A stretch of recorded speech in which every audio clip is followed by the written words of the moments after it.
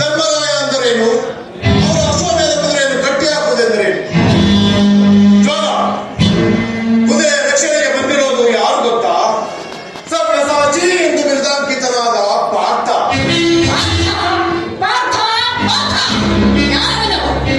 ಪಾರ್ಥ ಶರಣಾಗತ ರಕ್ಷಕ, ಶತ್ರುಗಳ ವಿಧ್ವಂಸಕ.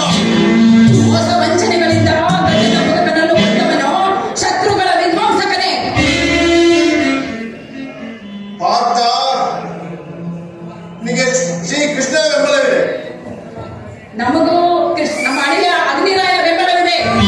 ಅವನ ಸಹಾಯದಿಂದ ಪಾಂಡವರ ಸೈನ್ಯವನ್ನೆಲ್ಲ ಸುಟ್ಟು ಬೂದಿ ಮಾಡಿ ಜಯಶಾಲಿಯಾಗಿ ಮೆರೆದಾಡಿ. ಬೇಡ ಬೇಡ, ಈ ದುರಾಗ್ರಹ ಬೇಡ, ಈ ನಿರೀಕ್ಷೆ ಬೇಡ. ಅರ್ಜುನನೊಡನೆ ಯುದ್ಧ ಬೇಡ. ಶರಣಾಗತರಾಗಿ ಶ್ರೀ ಕೃಷ್ಣನ ಕೃಪೆಗೆ ಪಾತ್ರರಾಗುವ. ಈಗ ಮಾತನಾಡುತ್ತಿರುವ ನೀವು ನನ್ನ ಪತಿಯಾದ ನೀಲಧ್ವಜರು ಈ ಸ್ವರೂಪದಿಂದ ನಿಂತಿರುವ ಹೇಳಿಯೋ.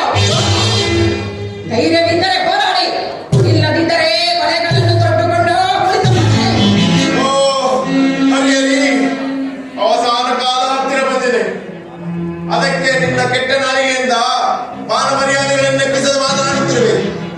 ಈ ರೀತಿ ನಿನ್ನಿಂದ ಅಪಮಾನ ಆಗುವುದಕ್ಕಿಂತ ರಣರಂಗದಲ್ಲಿ ಹೋರಾಡಿ ಪಡೆಯುವುದೇ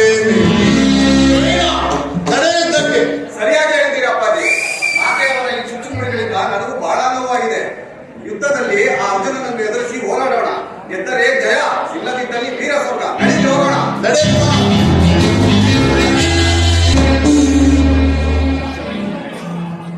ಜಾಮಾತ ಅವ್ಯವಹಾನ ಪ್ರತ್ಯಕ್ಷನಾಗು.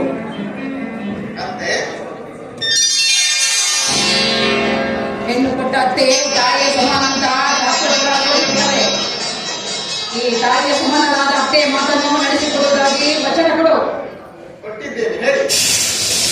ನನ್ನ ಪತಿಯನ್ನು ಅರ್ಜುನನ ಮೇಲೆ ಸೈನ್ಯಕ್ಕೆ ಕಳಿಸಿದ್ದೀನಿ. ಅರ್ಜುನನ ಸೈನ್ಯವನ್ನೆಲ್ಲ ಧ್ವಂಸ ಮಾಡಿ ಜಯವನ್ನು ತಂದುಕೊಡು. ವಚನ ಕೊಟ್ಟಿದೀಯಾ? ನಡೆಸು.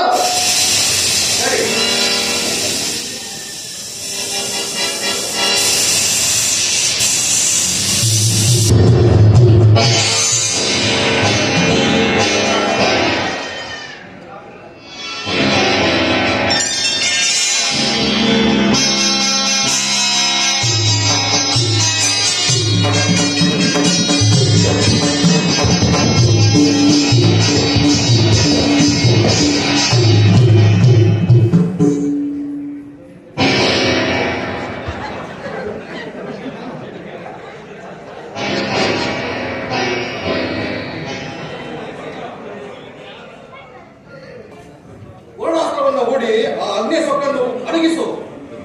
ಕುಮಾರ, ಭಕ್ತಿಗೆ ಸೋಲೋ ಹಾಗೆ ಅಗ್ನಿ ಶಕ್ತಿಗೆ ಸೋಲೋದಿಲ್ಲ. ದೇವ ಅವ್ಯವಹಾರ, ಕೃಪೆ ಮಾಡು. ದೇವ ದೇವ, ಯಾವ ಅಪರಾಧಕ್ಕೋಸ್ಕರ ಈ ಧ್ವಂಸಕ್ಕೆ ನಾಗೆ ಚಾಚಿದೀಯ? ನನ್ನ ಅತ್ತೆಯ ತೃಪ್ತಿಗೋಸ್ಕರ. ನಿನ್ನ ಅತ್ತೆ ತೃಪ್ತಿಗೋಸ್ಕರ ನಿನ್ನ ಅಳಿಯಂತನ ಧ್ವಂಸ ಮಾಡೋದು ನ್ಯಾಯವೇ? ನಿನ್ನ ಕುಂಡದಿಂದ ಜನಿಸಿದ ಪಾಂಚಾಲಿಯನ್ನ ಕೈ ಹಿಡಿದು ನಾವು ನಿನ್ನ ಅಳಿಯಂದಿರಲ್ಲ. ಕಾಲಭವನವನ್ನ ಅಗ್ನಿಗೆ ನೈವೇದ್ಯ ಮಾಡುವ ನಾನು, ಅದನ್ನು ಮೆಚ್ಚಿ ಗಾಂಧಿವಾ ಕೊಟ್ಟು ನೀವು ಮರೆಯೋದು ಮನುಷ್ಯ ಸಹಜಗಳು. ಆ ಗುಣ ದೇವತೆಗಳಾದ ನಿಮ್ಮಲ್ಲೂ ಇದೆ. ದೇವ, ಧರ್ಮರಾಯ ಮಾಡೋ ಯಾಗದಲ್ಲಿ ಅವಿರ್ಭಾಗ ದೇವತೆಗಳಿಗೆ ಸಲ್ಲೋದು ನಿನ್ನ ಮುಖಾಂತರ ತಾನೆ. ಅದನ್ನೆಲ್ಲ ಮತ್ತು ಕ್ಷುದ್ರನಾಗಿದ್ದೀಯ. ಇದು ನ್ಯಾಯವೇ, ಧರ್ಮವೇ, ನೀತಿಯೇ? ಶಾಂತನಾಗು ಪ್ರಭು, ಶಾಂತನಾಗು. ಪಾರ್ಥ, ಶ್ರೀಕೃಷ್ಣ ಪರಮಾತ್ಮನೇ ನಿಮ್ಮವನಾಗಿರುವಾಗ ಧರ್ಮರಾಯನ ಅಶ್ವಮೇಧ ಯಾಗ ಯಾವುದೇ ಕಾರಣಕ್ಕೂ ನಿಲ್ಲೋದಿಲ್ಲ.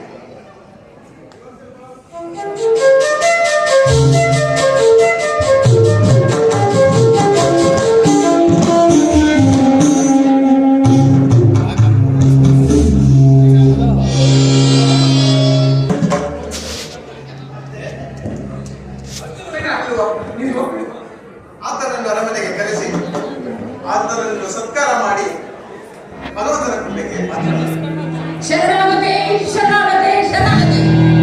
ಯಾರ ಬಾಯನ್ನು ಕೇಳಿದರೋ ಶರಣಾಗತೆ.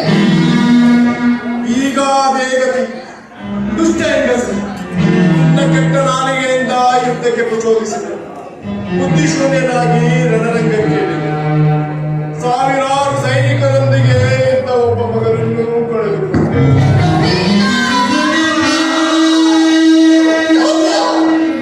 ಹೋಗು!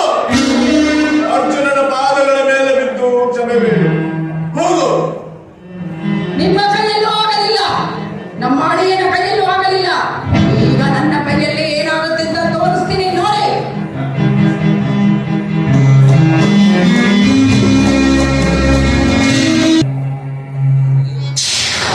ಈ ಕಾಫಿ ಗಂಗೆಯ ನೀರು ಒಂದು ತೊಟ್ಟು ನನ್ನ ಮೈಗೆ ತಾಕದ ಹಾಗೆ ಈ ದಳದಿಂದ ಆ ದಳಕ್ಕೆ ಕರೆದುಕೊಂಡು ಹೋಗುವ ಅಂಬಿಗ ಯಾರಿದ್ದೆ ಯಾರಿದ್ದರೆ?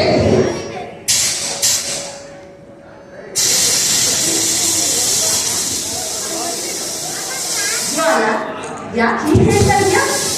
ಗಂಗೆಯ ಒಂದು ತೊಟ್ಟು ನೀರು ತಾಕಿದರು ಜನ್ಮ ಜನ್ಮಾಂತರದ ಪಾಪಗಳು ಕಳಿತವೆ ಅಂತ ಶಾಸ್ತ್ರ ಪುರಾಣಗಳು ಹೇಳ್ತಾ ಇರುವಾಗ ನೀನ್ ಯಾಕೆ ಹೀಗೆ ಹೇಳ್ತಾ ಇದೆಯಾ? ಹೇಳ್ತವೆ, ಶಾಸ್ತ್ರಗಳು ಪುರಾಣಗಳು ಹೇಳ್ತವೆ. ನೀನು ಪಾಪಿಷ್ಟೆ. ಶಿಖಂಡಿನ ಮುಂದೆ ನಿಲ್ಲಿಸಿ ನಿನ್ನ ಮಗ ಭೀಷ್ಮನನ್ನು ಕೊಂದ ಆ ಅರ್ಜುನನಿಗೆ ನೀನೇನ್ ಮಾಡ್ದೆ? ಭೀಷ್ಮ ಏನ್ ಮಾಡ್ದೆ? ಇಲ್ಲ ಇಲ್ಲ, ಯಾರು ನನ್ನ ಮಗ ಭೀಷ್ಮನ ಮರಣಕ್ಕೆ ಕಾರಣನಾದನು? ಆ ಅರ್ಜುನ. ಇನ್ನಾರು ತಿಂಗಳಲ್ಲೇ ಅವನ ಮಗನ ಕೈಯಿಂದಲೇ ಮರಣವಾಗಲಿ.